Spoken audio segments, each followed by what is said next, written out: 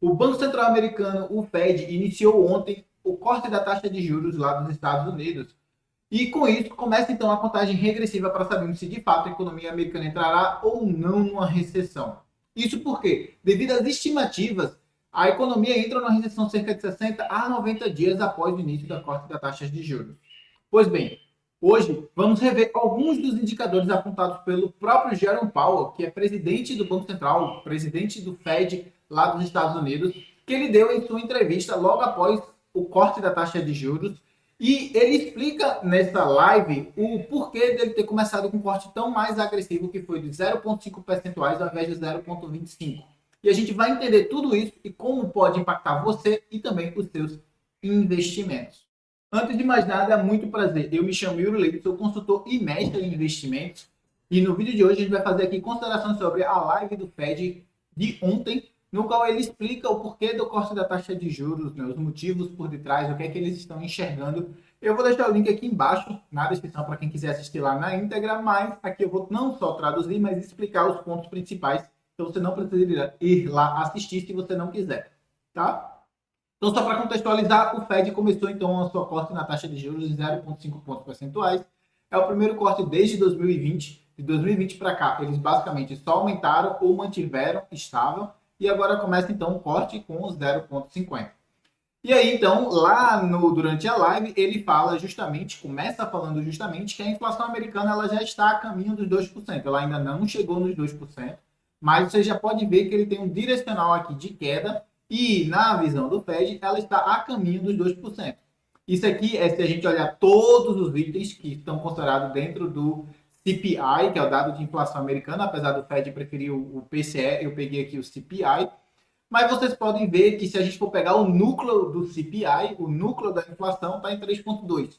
Yuri, o que é o núcleo da inflação? É basicamente quando você exclui dois itens principais que são voláteis, que não dependem também das taxas de juros, são coisas mais direcionadas à questão mundial, que é o preço dos alimentos e o preço da energia. Como depende de commodities externas, da demanda muito externa também, ele não é muito controlado, então normalmente a gente olha mais a questão do núcleo do que necessariamente a questão do dado de inflação cheio.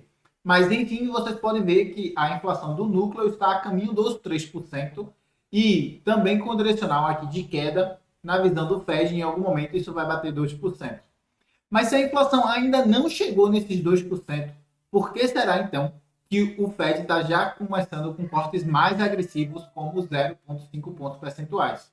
Bem, na visão do Fed, a inflação ainda está bem acima da meta, de fato, eles dizem que está bem acima da meta, mas que está a caminho dos 2%.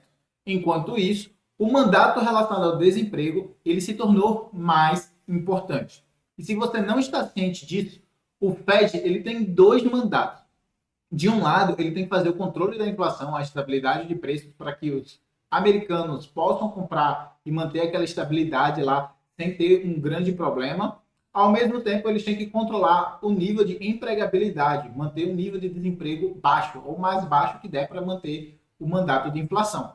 Na visão do Fed, esse lado de cá da inflação já está arrefecendo, já está caindo, indo para casa dos 2%, mas o lado de cá de empregabilidade está subindo muito o desemprego.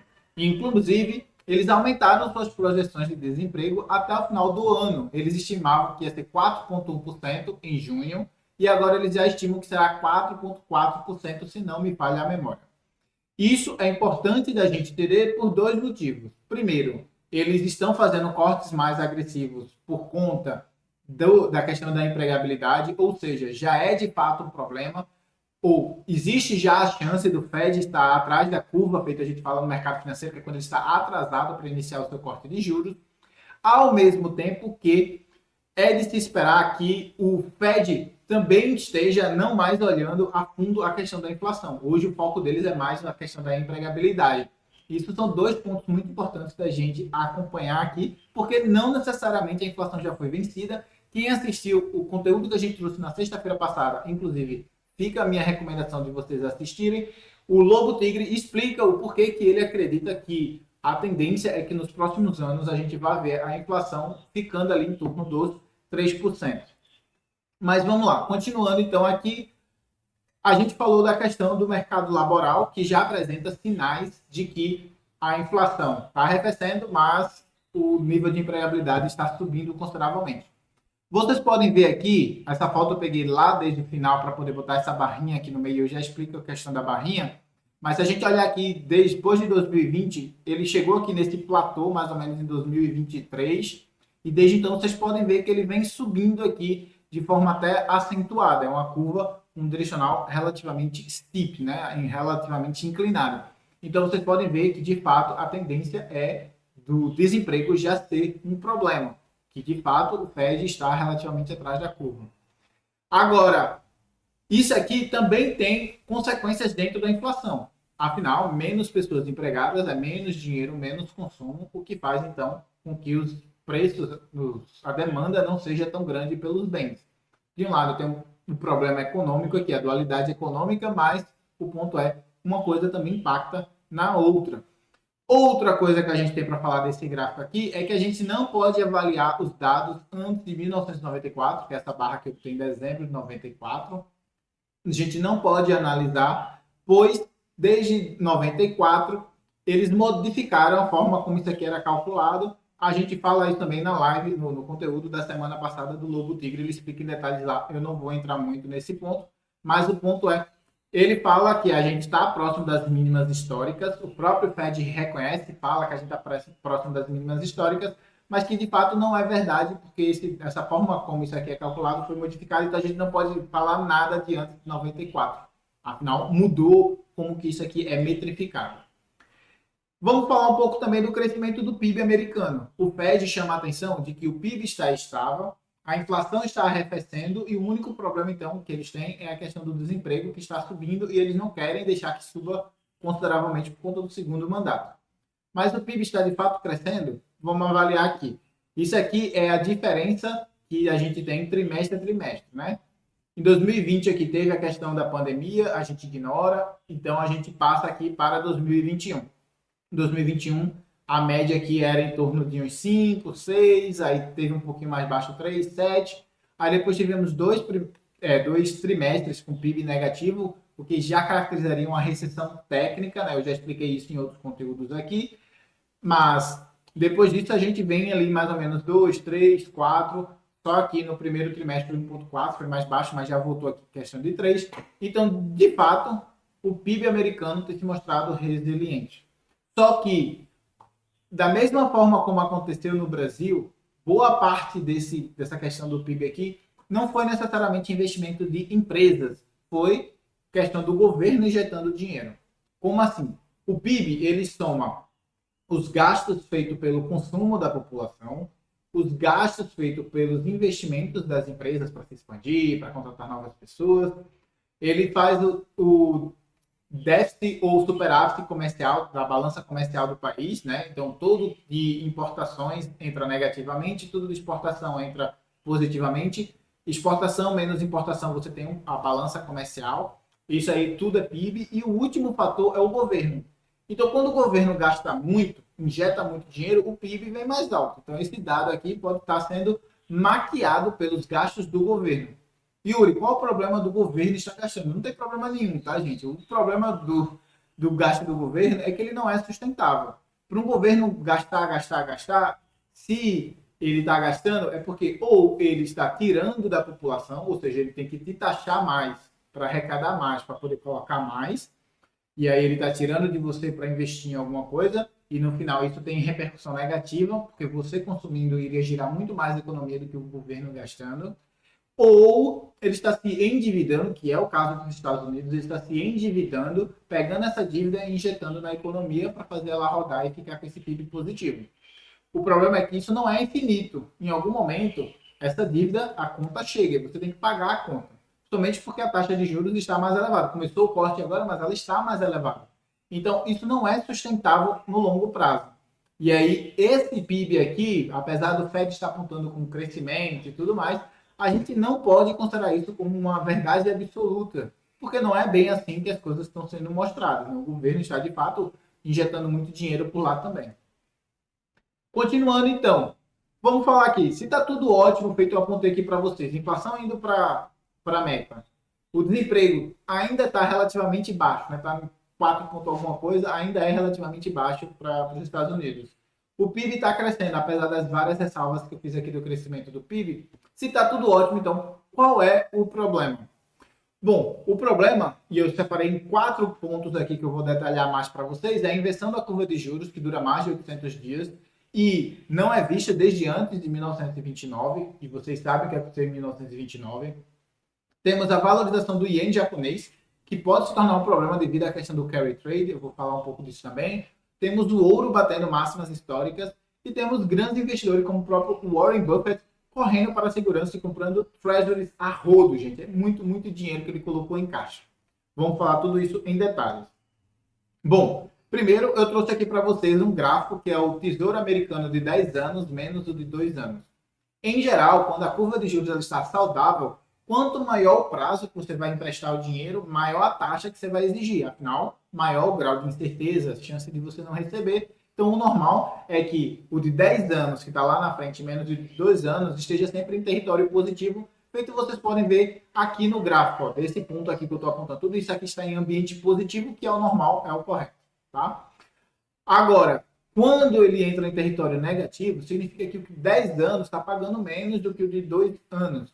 Isso significa que os investidores estão precificando um problema dentro desses 2 anos aqui que exige uma taxa de juros maior. E aí, isso aqui está invertido, a inversão da curva de juros. Se vocês olharem bem, todas as vezes que os Estados Unidos entrou em recessão e é caracterizado por essa barrinha aqui cinza, né, que está no meio desses gráficos, tudo isso aqui são os pontos de recessão. Logo antes, a gente teve a inversão da curva de juros. Aqui em 1980, vocês podem ver inversão da curva de juros. Aqui, mais ou menos 82 a mais ou menos 84 ou 83, inversão da curva de juros. Aqui, inversão da curva de juros, logo depois teve recessão. Inversão da curva de juros, logo depois recessão. Inversão da curva de juros, logo depois recessão. Aqui foi por conta da pandemia, não deu tempo de entrar numa inversão, mas vocês podem ver que ela chegou até a ficar 0 a 0 aqui, o que também não é correto, né? Eu disse o de 10 anos, em geral, tem que ficar positivo quando a gente subtrai o de 2 anos aqui, porque tem que cobrar mais no futuro do que agora. Mas teria uma inversão aqui também. E aí agora a gente tem essa inversão aqui. E aí, todas as vezes que os Estados Unidos entrou em recessão, teve uma desinversão da curva de juros. Vocês podem ver que aqui a curva de juros não chegou nem a desinverter, já teve recessão. Aí desinverteu, voltou, recessão de novo antes de desinverter. Aqui ela inverteu aqui um pouco antes, o problema só veio logo depois, aqui ó, depois da desinversão, tá vendo? Eu já vou falar o tempo que acontece isso. E aqui também, ó, desinversão, na verdade, uma inversão da curva de juros, quando desinverteu, logo depois, recessão. Inversão, logo depois, recessão. Então, o normal é que depois que ela desinverte, a gente tem uma recessão lá nos Estados Unidos. Eu poderia passar um tempo aqui explicando o racional disso, mas que eu não acho tão relevante de você entender. O ponto é, depois que desinverte, tem a chance de acontecer recessão e você precisa estar ciente disso. Em média, cerca de 60 a 90 dias depois que ela desinverte é quando acontece a recessão, e é por isso que eu disse da contagem regressiva. Nos próximos 2, 3 meses vão indicar para a gente se de fato a gente terá ou não uma recessão lá nos Estados Unidos. Passando adiante, aqui temos a questão eu deixei aqui a quantidade de dias, na verdade. Vocês podem ver que vocês pegando desse ponto aqui até agora, já deu 803 dias ontem, né? Que foi quando eu preparei o slide. Hoje já é 804. Quando vocês forem ver esse vídeo, que vai ser amanhã, terão 805 dias com isso aqui invertido. Ela está desinvertendo agora. Então, 800 dias aí desinvertido. De acordo com Fernando Roxo, que é um gestor aqui do Brasil, muito conhecido por conta da parte de opções, isso só aconteceu em 1929 e agora. Ou seja, de acordo com os dados estatísticos, apesar da gente não poder considerar isso dado estatístico, só teve 2 eventos que isso aconteceu, se fosse repetir, a gente vai ter um problema muito grande, vai ser uma crise, né? Potencialmente será uma crise igual a de 2020, a de 1929. Então fiquem bastante atentos com relação a isso. Vamos falar um pouco agora da questão do carry trade, né? Eu já tenho um vídeo aqui no canal explicando em detalhes essa questão do carry trade, então eu não vou explicar o que é. O ponto é, o Japão, o iene japonês, está se valorizando frente ao dólar. Vocês podem ver aqui o gráfico, aqui é dólar em iene japonês, ele está caindo, significa que o dólar está desvalorizando frente ao iene, ou que o iene japonês está se valorizando frente ao dólar. Isso daí pode indicar uma possível reversão do carry trade que acontece. Quando aconteceu logo no começo agora de agosto, vocês viram o caos que deu, né? A gente teve bolsa japonesa caindo mais de 10%, quase 17%, se não me falha a memória. Tivemos ouro caindo 2%, 3%. Tivemos Bitcoin caindo, acho que uns 30%, se não me falha a memória. A gente teve S&P caindo, Nasdaq caindo. A gente teve bolsas do mundo inteiro despencando. Então, quanto mais o Fed cortar a taxa de juros, mais o iene japonês vai se valorizar frente ao dólar, porque o diferencial de taxa de juros vai ficando menor. Isso significa que existe a possibilidade do iene continuar se valorizando muito, fazendo as pessoas serem obrigadas a fechar suas posições que estão em outros locais e trazer esse dinheiro de volta para o Japão. E isso pode representar um problema muito grande para a economia mundial, que depende muito dessa questão do carry trade. Além disso, temos a questão do ouro em máximas históricas. Se você não sabe, o ouro ele normalmente reage a questões de riscos, né? Riscos geopolíticos, risco de problemas sistêmicos, riscos em geral. O ouro é um dos ativos considerado como safe haven, né? Ou o céu seguro. E junto com os dólares americanos, que eu já vou mostrar que estão também indicando isso, eles estão subindo aqui consideravelmente, o que indica uma demanda muito grande, o que pode também significar que pessoas e investidores experientes estão correndo para segurança e liquidez como forma de proteção do seu capital, caso aconteça um grande problema na economia. Então, isso aqui é muito importante da gente acompanhar também. Aqui eu coloquei o valor em percentual desde o começo, mas ele chegou aqui a alguma coisa na casa de 2.620, se não me falha a memória, dólares por onça o ouro. Também temos a questão da Berkshire Hathaway, que é a holding do Warren Buffett. O Warren Buffett é um dos considerados um dos melhores investidores da atualidade, que chegou aí a aproximadamente 300 bilhões nesse trimestre, devido a várias posições que foram vendidas, ou em sua totalidade, ou parcialmente. Temos Apple, temos Bank of America, temos Alphabet, ou na verdade Alphabet não, Alphabet é outra coisa. Temos a Apple, a Bank of America, eles fecharam algumas outras posições também, diminuíram outras posições também, e colocaram tudo isso em caixa, colocaram tudo isso em Treasury americana. E, inclusive, a notícia fala que ele tem 300 bilhões e já está com mais caixa do que o Banco Central Americano, o próprio Fed, está atrás, da Apple e também da Alphabet. Ou seja, eles estão com muito, mas muito caixa. E aí fica a minha pergunta para vocês. Será que o Warren Buffett ele está vendendo porque ele está prevendo uma crise ou simplesmente por falta de oportunidade? Eu acho que a Apple não vai performar tão bem, vou vender minha posição, vou deixar aqui em caixa porque eu não tenho um local para colocar, está tudo muito caro. Eu não sei se é porque está tudo muito caro, apesar de estar bastante caro. Mas eu acho que também é uma pitadinha de questão de segurança, né? Talvez tenha uma crise aí no mercado e eu preciso estar capitalizado para, caso ela aconteça, eu ter dinheiro para poder comprar ativos a preço de banana, feito ele fez na crise de 2008. E aí, eu quero deixar uma coisa bem clara aqui para vocês. Eu não estou dizendo que haverá uma recessão, apesar de eu acreditar isso desde 2022, eu falo isso aqui publicamente na minha carteira. Eu acredito que vai haver sim uma recessão, mas eu não estou dizendo que isso aqui vai ser uma recessão. Eu também não quero que você se desespere, saia vendendo tudo que você tem, alocando 100% do seu capital em renda fixa. Afinal, o seu foco deve ser sempre manter uma alocação estrutural. Defina percentuais para cada classe de ativo e mantenha aquilo ali independentemente do que aconteça. Esse é o melhor racional que você deve ter. Agora, o que é que eu quero então? Eu quero apenas que você saiba como se proteger caso uma crise de fato aconteça. Eu quero que você esteja preparado mentalmente e financeiramente para, caso ela aconteça, você não ser pego com as calças arriadas. E, então, eu quero deixar algumas dicas do que você pode fazer e como que você pode, então, se proteger. Primeira recomendação que eu dou é assistir esse vídeo aqui, que é a crise do Japão e colapso dos ativos de risco.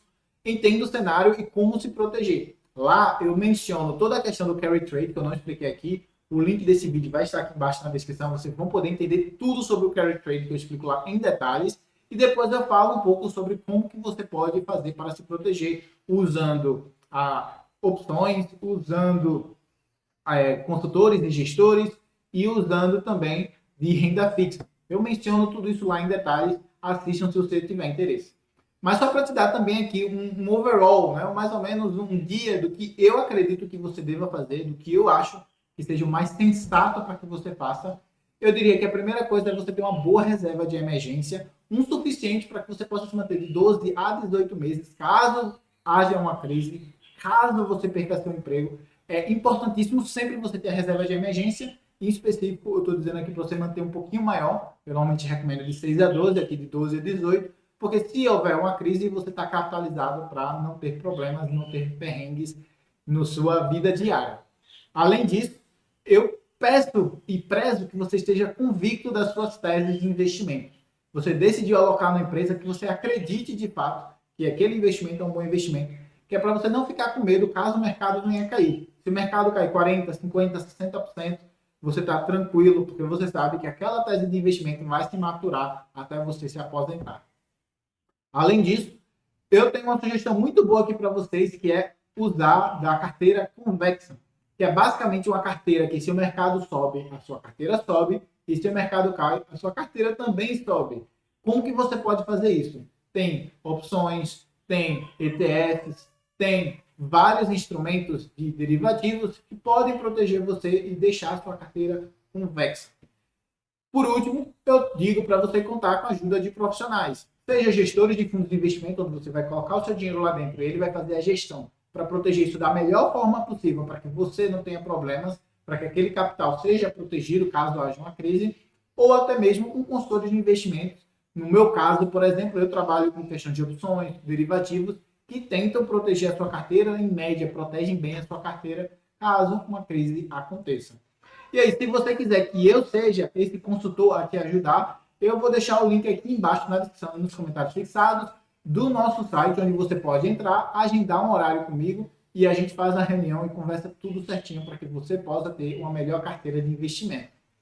No mais, eu agradeço a presença de todos vocês. Peço que se você gostou do conteúdo, não se esqueça de deixar aquele seu like aqui embaixo. Também se inscrever no canal. A gente está com aquela meta de bater 2.000 inscritos até o final desse ano. Eu conto muito com a sua participação.